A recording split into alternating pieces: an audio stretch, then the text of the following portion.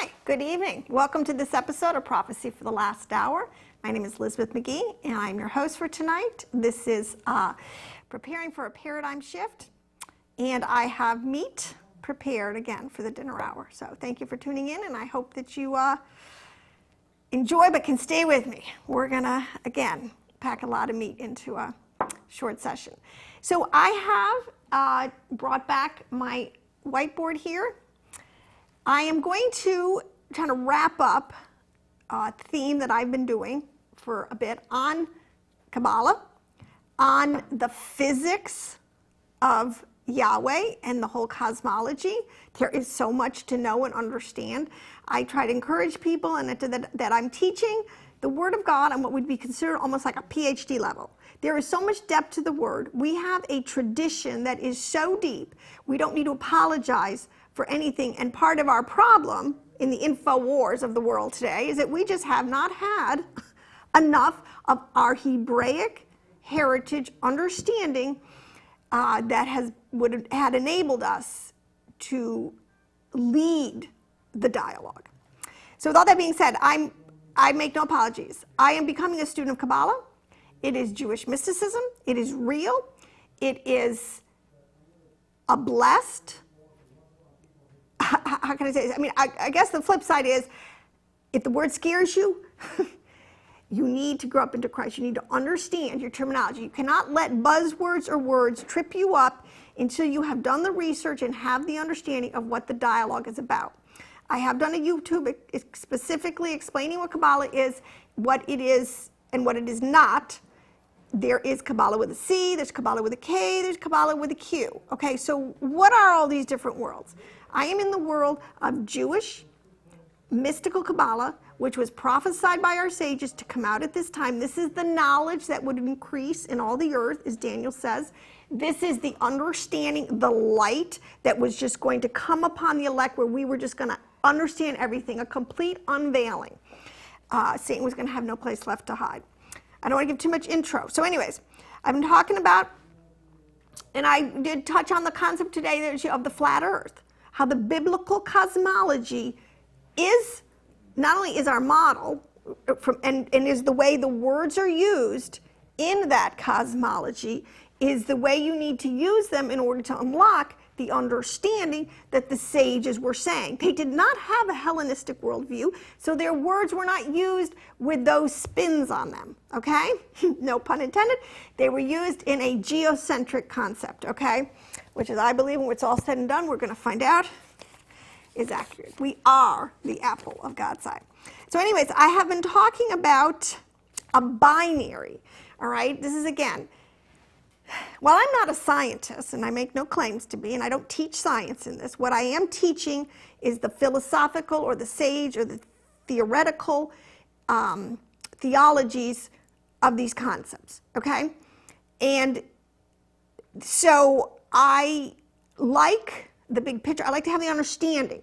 Now, I'm not going to sit there and I'm not the person who's going to, do the grammatica, do the math. It's just not going to happen that way. I have people in my life who I really wish would do it and would do a fabulous job, but until that happens. But people have. Now, I've been talking about the binary system, which is really a computing system, which is the basis of all computer language, which is today what we know can create whole worlds. And we do it. The gaming industry is full of virtual worlds. It is a system of complementary opposites, and it is good. The way God originally designed it to function, I want to give you a little heads up. It is good. It's very good. And the flip side, it's also a system. It's very rigged. The system is rigged that God set up. And I'm going to explain what I mean by that, because, oh my gosh, God is just. He's absolutely just. And he did rig the system in a very just way. So anyways, I've been talking about, and I have a few more things to say on the binary opposites. I have my last two YouTubes, I think 3, you should listen to them, because there's a lot of information. How God, through male and female, which are just words, ones and zeros, on and off, active, passive, all these words, sun and moon. he has done this, okay?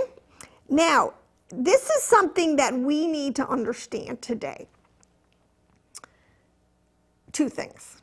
I say this, and I say unapologetic. Our Hebraic heritage, I believe, is the heritage of the righteous, where they have been given truth that they really have faithfully kept down through the ages, through unbelievable propaganda wars, physical and mental in every way, against the truth. And the nut of it, the meat of it, truly has been kept in the Kabbalah, which is the last frontier, which Christian minds, Jewish minds all over the world need to begin to understand what it's about. There is, because God, these are the laws and physics of God. So yes, is there a dark side manipulation of it? Should we be surprised? Do we need to grow up? Do we need to be savvy and smart, have discernment, have our the full armor of God on? Absolutely. Do we need to just cower in a corner and not understand what our ancients understand because we are afraid, because people, the way they spin, have made us afraid? Well, my Bible says that the spirit of fear does not come from Yahweh. So we need to understand how the words are used. The ancients use very anthropomorphic wording for this. We don't. We're strictly science, man. You talk to somebody about an angel and they just like look at you, oh my gosh, you're so archaic.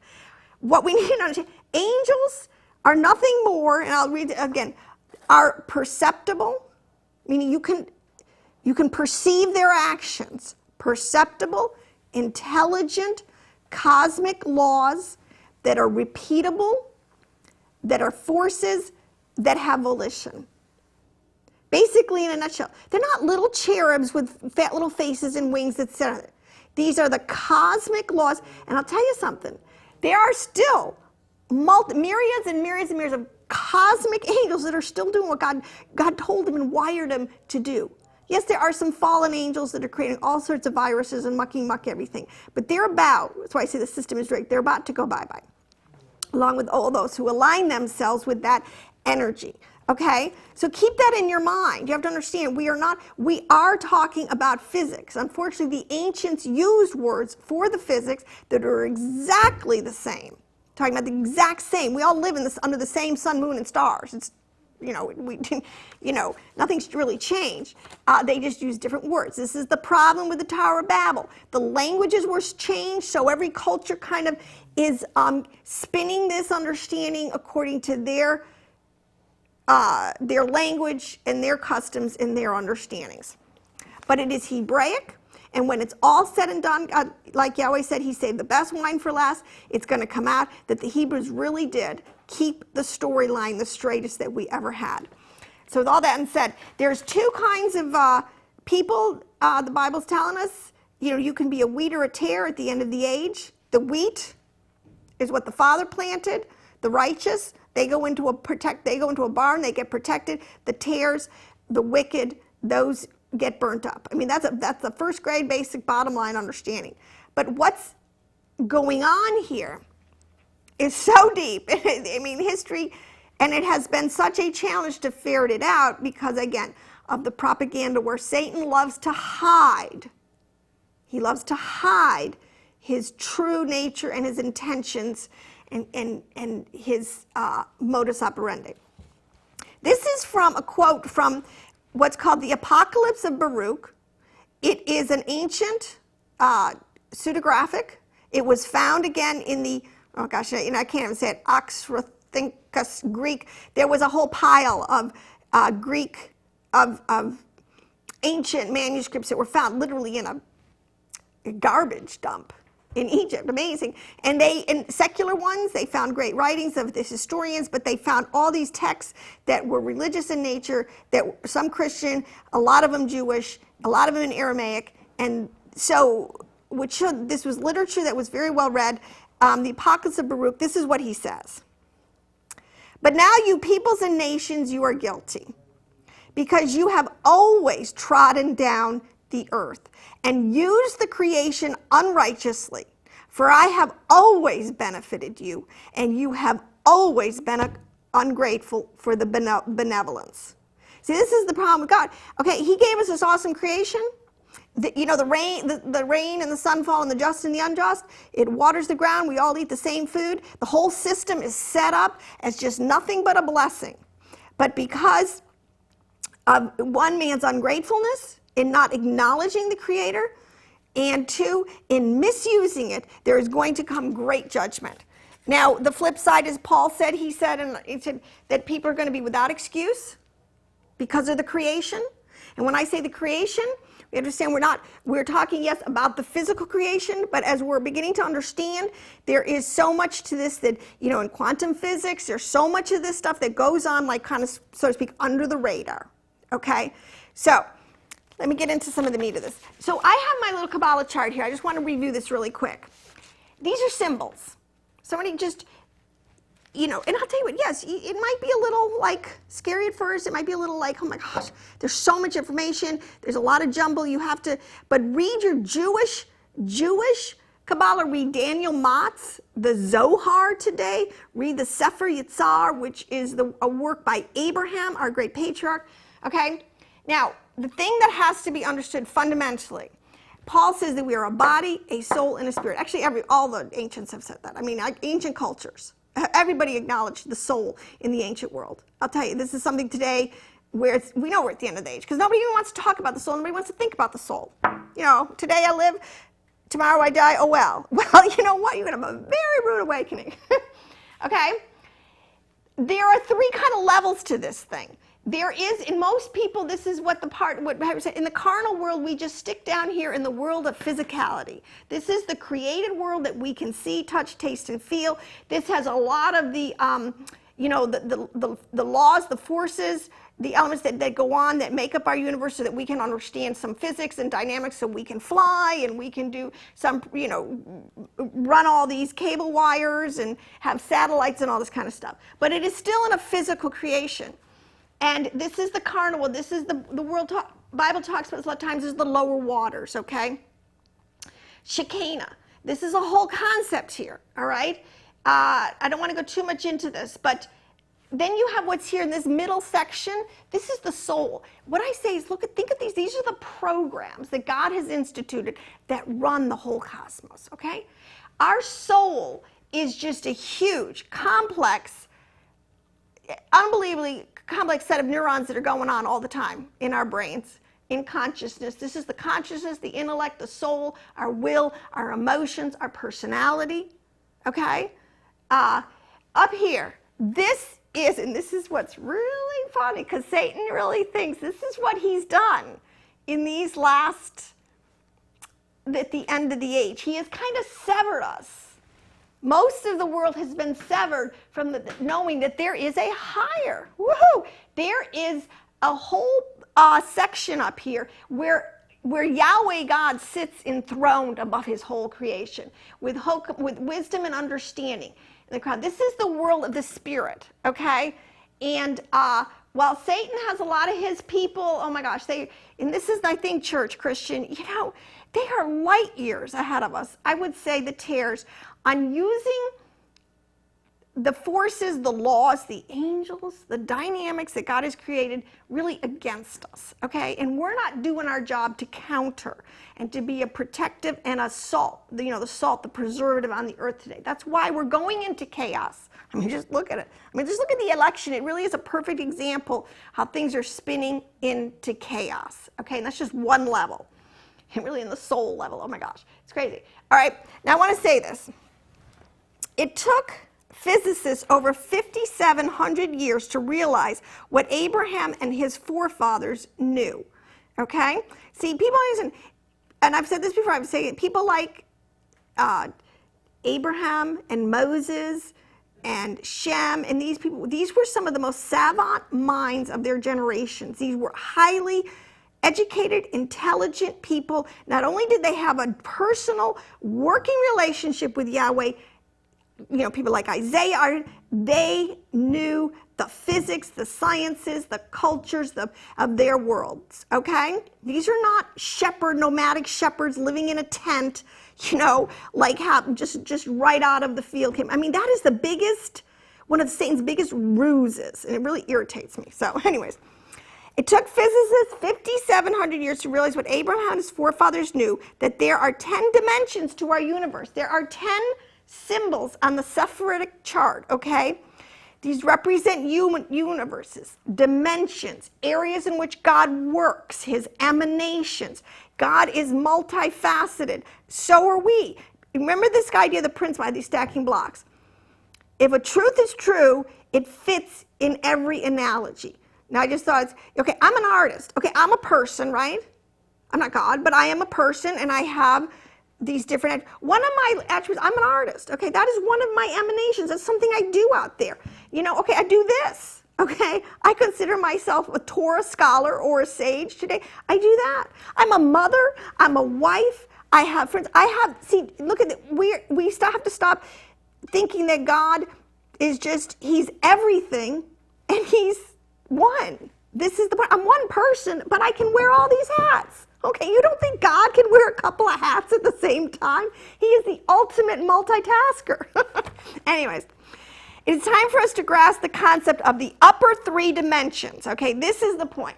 These upper three dimensions, the spiritual side of life, which is, you know, in the secular political, they don't want to, oh, poo-poo, you know, there's no spirit. Well, you know what? I have news for you.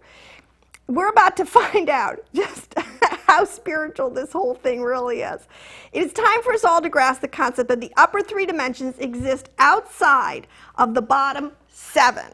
Okay, you have your soul life and your physical manifestation of life, okay? This is the brains of the operation. This is the Morning Star administration. This is God in his, you know, this is the control center, okay? But it operates physically, it operates outside of the bottom seven, okay? And that their higher dimensionality translates to their operating at faster than the speed of light without the burden of physical limitations. This key, the imprint of all this spiritual energy on our physicality is God has this whole system set up in a very specific way. Now, one person calls it synchronic energy. It is the mechanism by which he overlays and he connects all of the other, you know, the soul, the life of the soul, which is psychic energy, and physical energy, which is matter. Now, synergy, I just want to tell you this definition. The interaction or cooperation of two or more organizations, substances, or other agents to produce a combined effect greater than the sum of their separate parts. So this is the unity, you know, that says, I forget the great Hebrew prayer that goes, "Hear, O Israel, our God is one." Something like that. He is, you know, he wears many hats, but he's one God, okay? So, and his hats are deep, there's deep physics to this thing, okay? When I want to give you an understanding here, when Yeshua came to John, they had a conversation. Was it John? It was Peter. And he said, Peter, you know, who do men say that I am? He's taking a poll. And they say, well, you know, some people say you're Elijah, some people say you're one of the prophets, some people say you're John the Baptist. And he says, well, Peter, who do you say I am? And he says, well, I think you're the Christ. I think you're the Son of the living God. And Yeshua says to him, he says, well, I'll tell you a little secret. No man taught you that. That is revelation from the Father. Now, this is one of the most fundamental understandings that we need to have in today. This is what in the early time they would have called like the gospel, the sense. There is no way, there is so much bells and whistles. Satan has rigged a system. He thinks he's rigged a system where people can be so engaged in the physicality and the soul life to not contemplate that there is something beyond it all running the show, okay? If you ever get to the place in your life where you want to know the meaning of life and truth, it is literally like a wave. I mean, there's so many ways the poets describe it where, you know what, this can't be all there is. It's sort of like this, that existential nothingness. Oh my gosh, you know, you like deer in a headlights. Oh my gosh, it's got to be more. Well, yes, this is the drawing of the Holy Spirit of God upon you, the Spirit wanting to reveal to you the upper echelon, what's really available, where you really can go in this thing, okay? This is something the Spirit of God is only wired to respond sort of to a certain kind of wavelength. The heart that is truly searching for truth. This is a really important concept, and I just wanted to say this only because what you have to understand, these things, these are all interactive, and they really do. Let me tell you something. God, he's nobody's God, okay? He is running the show. And this is where that's why it says that wisdom and understanding is the beginning of wisdom, okay? You can get stuck in all this stuff and get tons of knowledge and information and everything, but you will never get to the other side of this thing back up to the Father unless you come to this understanding. And you know what Peter even said? He said, well, you're the Christ. Christ is the word that means anointing. It is the word that means the oil. It's the word that means understanding. It is the highest revelation that anyone on this planet can ever get. Okay? So I have to put that aside. Now I got some news for you physicists. The Bible talks, the Kabbalah talks about 3 types of light. Okay? There's physical light. We know that our sun makes light. This is our physical light. The moon also gives off light. The stars give off light. Okay, we've got electricity that gives off light. This is all in the category of physical light. Okay, and we know how to actually make it, so to speak, and manipulate it and light our streets up at night. Okay, but it's physical light. There is psychic light.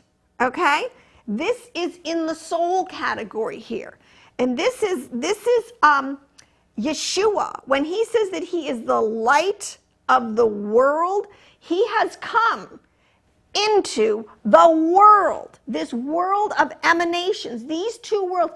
Think of it, this is the world of creation, this is the world of formation, this is the world of action or physicality. This is another way the Kabbalists kind of describe this. There are different worlds. You can't see this world. I mean, our physical eyes are not wired to see this world, okay? You have to, it's an intuitive, it's an insight, it's our heart and our mind and our intellect. That's how we interface and interact with this world.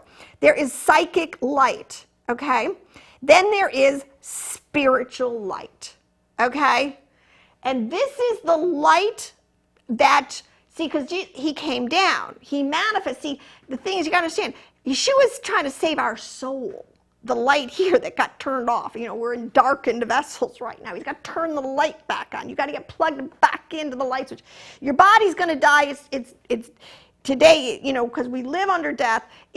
We're part of the cycle, the recycle. Okay, that our bodies go back to dust, which is building block particles. Okay, and it just kind of cycles, and the animals to plants do this. We're part of this cycle.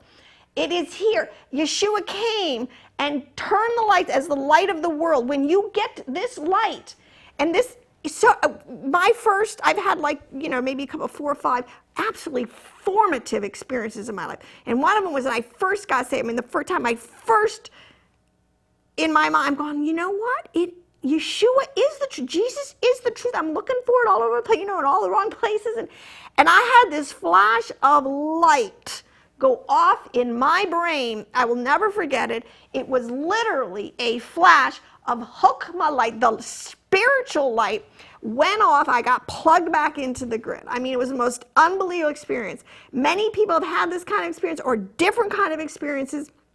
Okay, but we have to understand this, and we can't keep there is a light that travels faster than the speed of light. I mean, and this is all in your Kabbalah, people. I'm sorry. This is what our ancients knew and understood. And they held it close, a lot of reasons, because they did not want, especially when they went into exile, they did not want the Gentiles to get a hold of a lot of this information, to distort it and abuse it and use it against them in wrong ways to dishonor Yahweh. Okay, but it's coming out now because we're all going to see that all rivers really do lead back to the Father. Okay, so let me just say this.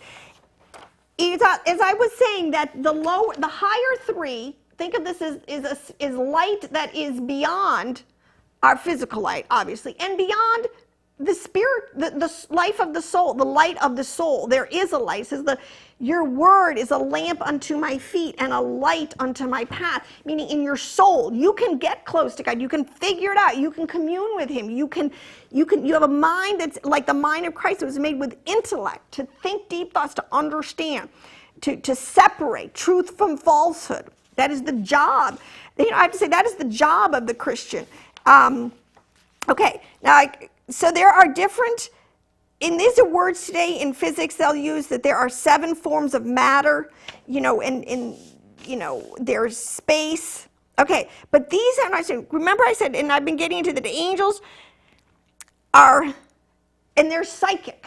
Okay, got to understand this. There's spiritual, psychic, soul, and we have physical light. Okay, so in these perceptible, intelligent cosmic laws that are repeatable, they don't deviate. They do what they were programmed and they were wired to do, and they create all these worlds, and they run these worlds, and they operate these worlds. The system is set up. That's why I say to a certain extent it is rigged.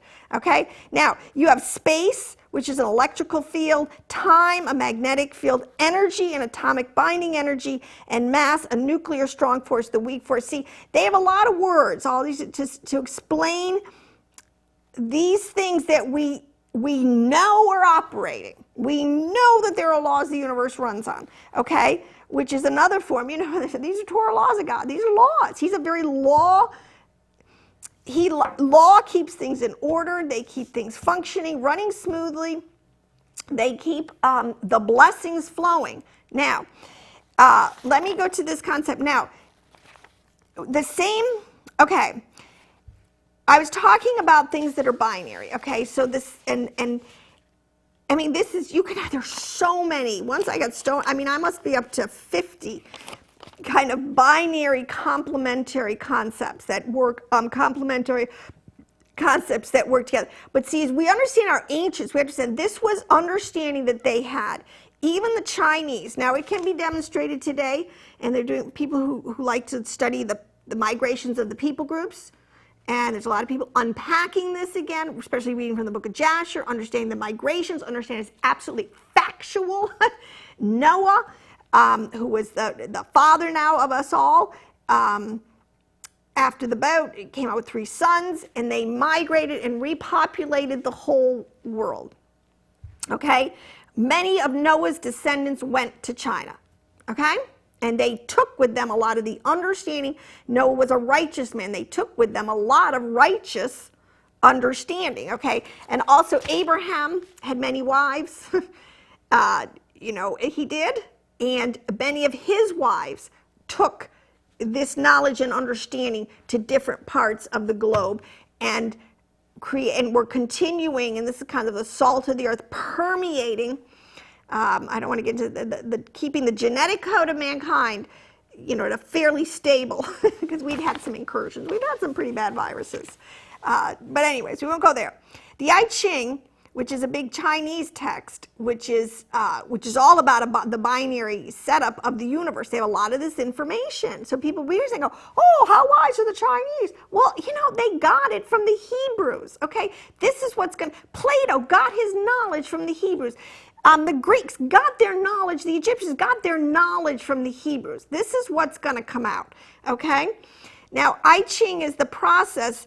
They observed the processes that operate in the world and discovered underlying principles, underlying laws, underlying forces, emanations, whatever you want to call them, by which one can understand why certain activities lead to success and others to failure.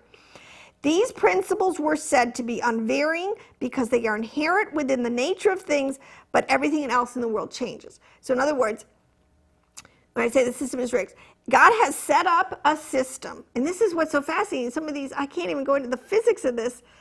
The fields, I said magnetic fields, electrical fields, the grids, the mathematical. I was even going to go into this whole concept, if I have time, of the flower of life. Let's see. No, I should go this way.